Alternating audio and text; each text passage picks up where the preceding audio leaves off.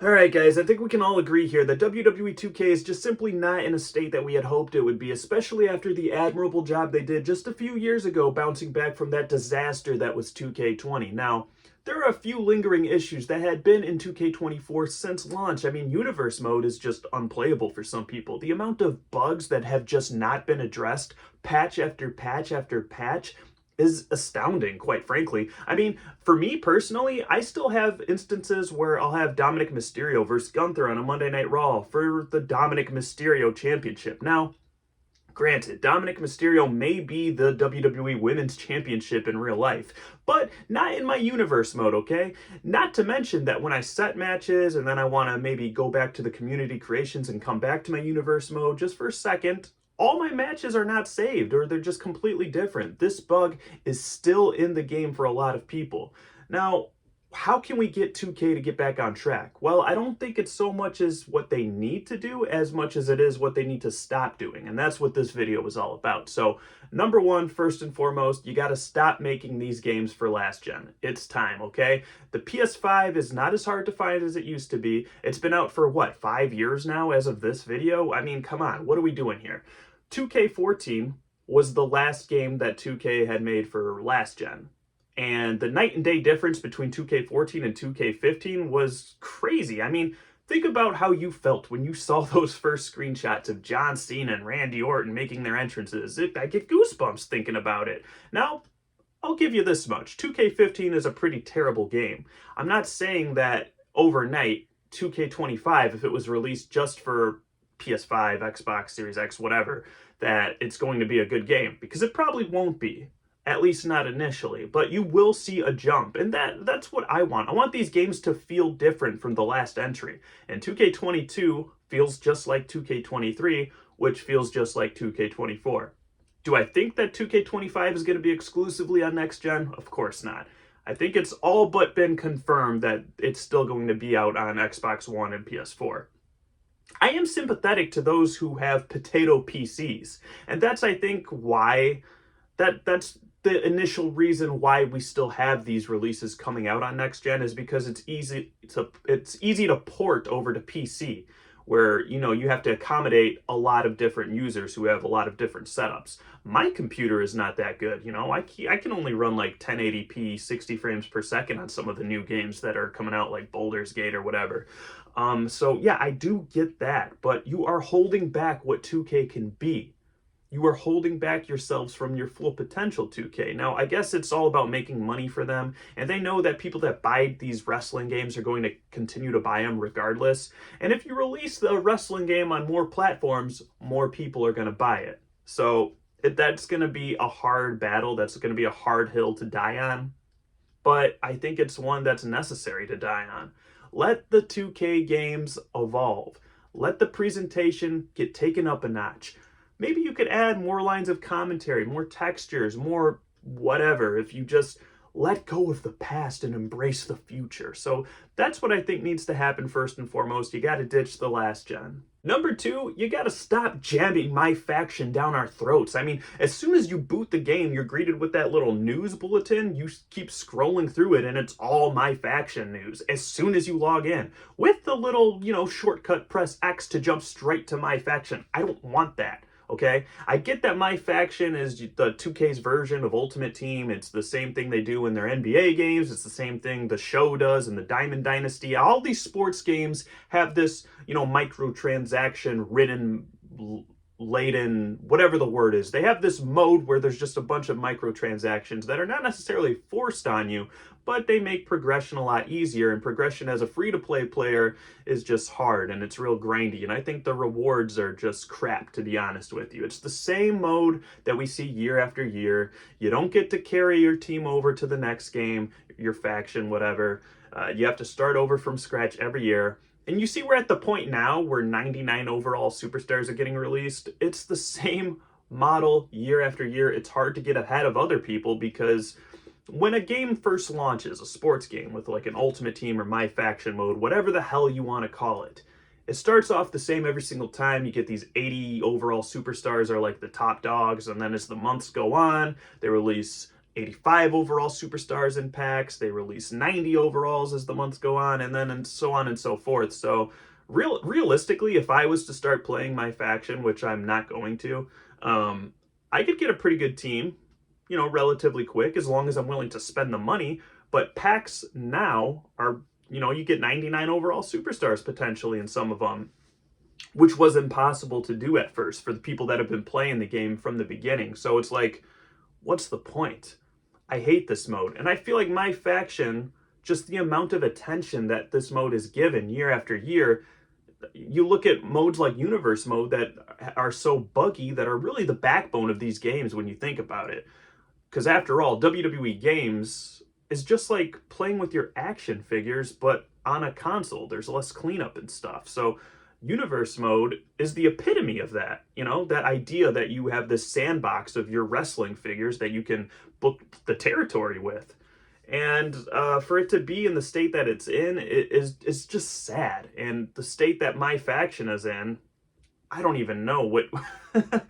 My faction is given so much attention and so much work and effort is put into it that my GM mode doesn't get, that my Rise doesn't get, that, just the core gameplay doesn't get. Because like I said, 2K24 is 2K23 is 2K22. I don't mind if you have my faction in, and I guess there is a place for it. If the game wants to make more money, then I guess whales are going to support it nonetheless. Just because I don't see the appeal doesn't mean that there's not an appeal out there. I get that. I just think that if you're going to put this much attention on my faction and force it on us and make it be the first thing you see when you boot up the game, then your game needs to be significantly cheaper, even free to play, if that's the model you're going to go down, because wrestling gamers are not the same as Madden gamers or MLB gamers. Just because I happen to play all of those doesn't mean I'm looking for what I look for in those games in my wrestling game. I want my wrestling game to be about wrestling, just making fun matches. And I don't want to build a faction of these downloadable cards that don't carry over to the next game. I just don't want that in my life, okay? So rid me of that. Not to mention, now, they've gotten better, but in previous games, they would lock content. Are they still doing this? Are they locking content behind my faction? Let me know in the comments, because I'm not too up to date on my faction. I try to stay away from it as best I can, to be honest with you. But there were certain attires for wrestlers that you could only get if you buy the card or unlock it in my faction. What are we doing here? I mean, if you have the content in the game, right? And if it's unlockable in my faction, then you have the coding for it in the game. Why are you locking it behind these soft paywalls? I don't understand that at all. That's like a big middle finger to the consumer, and it's something that 2K needs to stop doing. And they won't. Let's be honest here. But hey, in an ideal world, they would drop the My Faction entirely, or at least kind of pump the brakes on it a little bit. Don't be so blatant about asking for our money. Which brings me to my third and final point, and this one's going to be a little bit controversial. That's why I saved it for last, but I think it's a necessary step if we want to get WWE 2K in a place that we all know that it can be. And that is this. They need to stop releasing these games annually. Now, all sports games are the biggest culprit of this, right? They release this game every year because you got to update the rosters, right? Well, why can't you just update the roster via DLC or a big patch or something, like a live service? You could make the game $60 or $70, whatever they are for release around where you live, for a longer period of time if you're going to keep supporting the game, right? And for as much as they're pumping my faction and forcing it on us, if you want more people to get involved and invested in my faction, then maybe their faction should last more than just a year, right? There's also the simple fact that the way that games are today, you just need more time in development. Games need more time to cook, to see differences, especially when you have a sports game, to be able to see visual improvements, to be able to feel mechanical improvements. You need to take a year or maybe even two off. Think about the difference between 2K20 and 2K22. They feel like very different games. But 2K22 and 2K23, for example, do not. That's because games need more time to develop now. It's not like how it was in the old days where just bring it, shut your mouth, here comes the pain, SmackDown versus Raw. Those all look and feel like completely different games, and they're all released 1, 2, 3, 4, boom, right after another annually. It's not like that anymore because games are just more demanding. They require more work. So let's give them that work, right? That seems like a simple solution. We don't need to have 2K 25, 26, 27. I'm willing to take every other year off, and then yes, your numbers would get a little screwy, but then go back to naming them something else, you know? Name it WWE 2K Finish the Story, WWE 2K Acknowledge the Tribal. I don't know. There's ways you can title the game if you're worried about that. But quite frankly, that should be the last thing that 2K is worried about. Worry about making a good game with as little bugs in it as possible that works, that everyone can get behind, that everyone loves, that we can hold on to for longer. You can make season passes, you can release more DLC. Think about this, when you finish your My Rise and you don't know if there's anything else to do, maybe in a few months WWE 2K releases a patch with like new content, a new DLC for a second My Rise. You can help the health, the ecosystem of your game so much by just extending its life and putting the next sequel on the back burner for just an extra year. Can we do biannual releases? Is that the correct word? Biannual? Every 2 years put out a game? Maybe even every 3 years?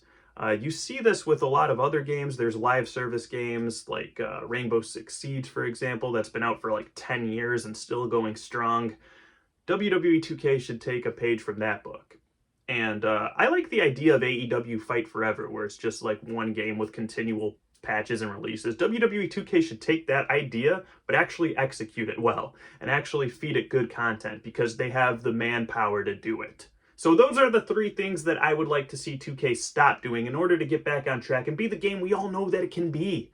I think 2K has a very high ceiling. I was excited when they first took over for THQ, and they haven't really returned that excitement to me. I haven't been rewarded for investing in 2K at all. I think the game right now is fine. It's just, like I said, very underwhelming, and it's frustrating because I know it can be good, especially in certain aspects where the NBA 2K series is very good. And if if this is the same publisher making the WWE game, why are some things in that game not in this game? Like the commentary, for example, which I think is very much harder to do in a basketball scope than it is a wrestling scope, but that's an entirely different video. Just wanted to get some frustrations out there, guys. What do you think? Did I leave anything out? What is 2K doing right now that frustrates you, that you wish they would stop doing so they can get back on track and get back to making wrestling games that we all love? Because games are supposed to be fun. Wrestling is supposed to be fun. So let's get back to having fun, guys. Thanks for watching. Do all the YouTube stuff for me if you will, and I will catch you guys next time. Take care.